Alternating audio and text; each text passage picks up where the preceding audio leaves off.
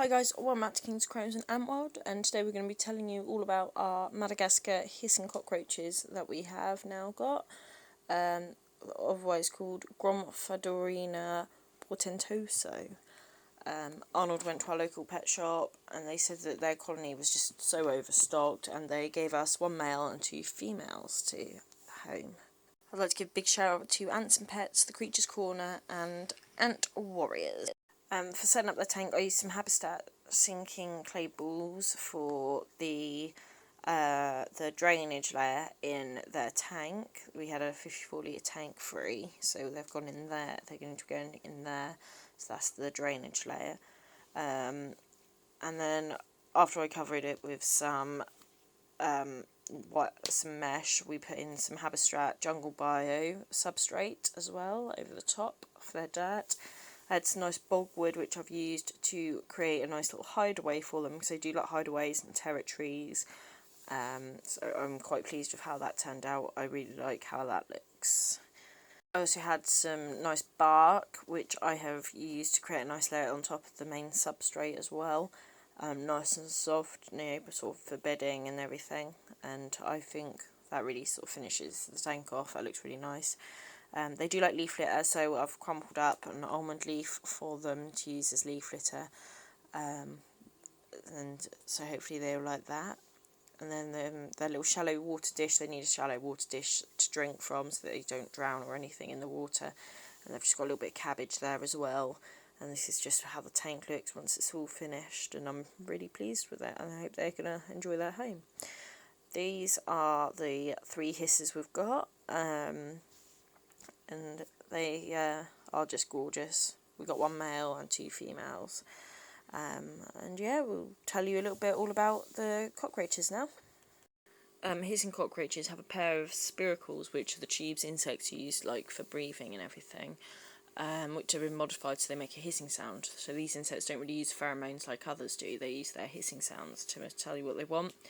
And they hiss when they're disturbed and when they fight, and also to attract some females to them as well. And whole colonies have also been known to hiss all at the same time for no particular reason. They're so cute, aren't they? Adult males have 2 large bumps on the back of their heads, which you can see, the main one in the middle that's paler than the others. The females do have them, but they're a lot smaller and they're quite smooth in comparison. They're on the back of their prothorax behind their heads. They eat a variety of fruit and veg, although it's best to avoid iceberg lettuce. They can have romaine lettuce and other leafy green veg. They need high protein sources. A lot of people feed them dry dog food. They favour carrots. They also like apples, oranges, bananas, tomatoes, like squash, peas and all sorts of colourful veg. And they will eat other dead insects also. They're not overly fond of decaying and rotting food, so it's best to leave any uneaten for a few days that have been in there for a few days. They need dechlorinated water in a shallow dish. And if your roach ever looks quite shriveled or wrinkly, then they're a bit dehydrated, and you need to make sure they have enough water in their enclosure. If they don't show signs of dehydration and they hiss when you touch them, they're nice and healthy roaches. They molt 6 times before reaching maturity, and they come out pure white, and they shouldn't be handled at this point until their exoskeletons have hardened nicely and they've turned back to their usual sort of colours, the nice browny dark coloration, and they usually hide and don't eat the day before they shed. They are egg bearers. Male will inject their sperm packet into the female and the eggs will fertilise, but the female keeps the eggs inside her and carries them until they hatch, then pushes the live young out of their body. So it looks like they're giving birth to live young, but they still have eggs. She'll then eject the eggshells as well, and the newborn nymphs will eat them.